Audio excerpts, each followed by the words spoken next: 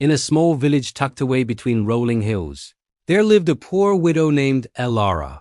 Her life was simple, but her heart was heavy with sorrow. Her husband had passed away years ago, leaving her with a small cottage in a barren patch of land. Her only companion was a gnarled ancient oak tree that stood at the edge of her property.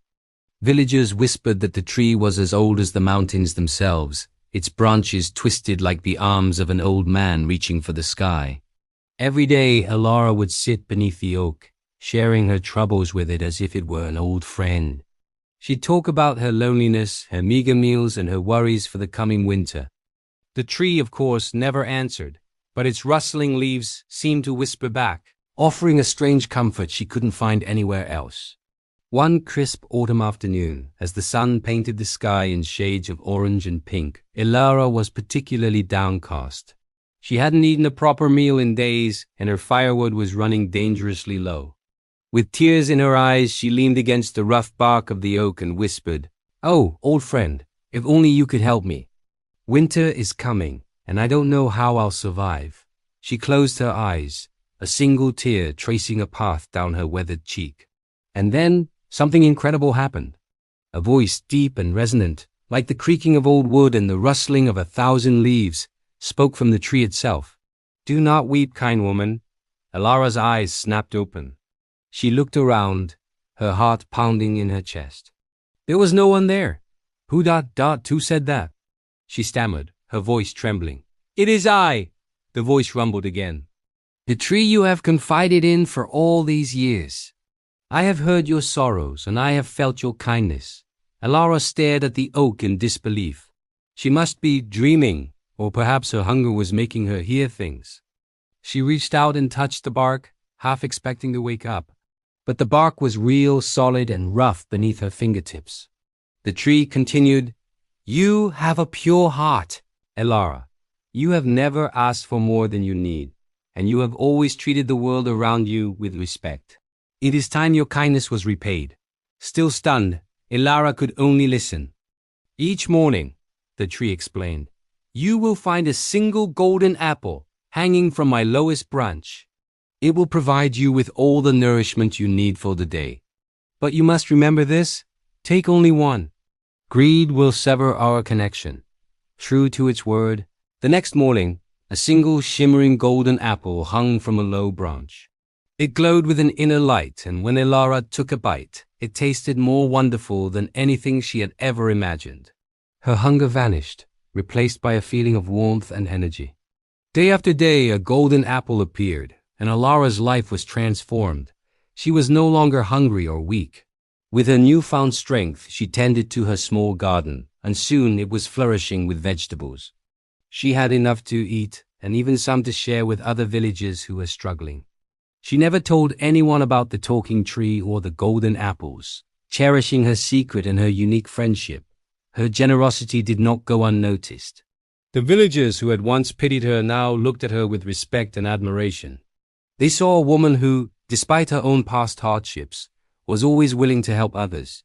However, news of the widow's sudden prosperity eventually reached the ears of the village's wealthiest merchant, a greedy and suspicious man named Valerius. He couldn't understand how a poor widow could suddenly have so much. He was convinced she had found a hidden treasure and was determined to get it for himself. One evening, Valerius hid in the bushes near Elara's cottage, watching her. He saw her walk to the old oak tree and speak to it softly, thanking it for its gift. His eyes widened in disbelief. A talking tree! It sounded impossible, but what other explanation could there be? The next morning, before the sun had even risen, Valerius crept onto Elara's land. He saw it, the single golden apple, gleaming in the pre-dawn light. His heart pounded with greed.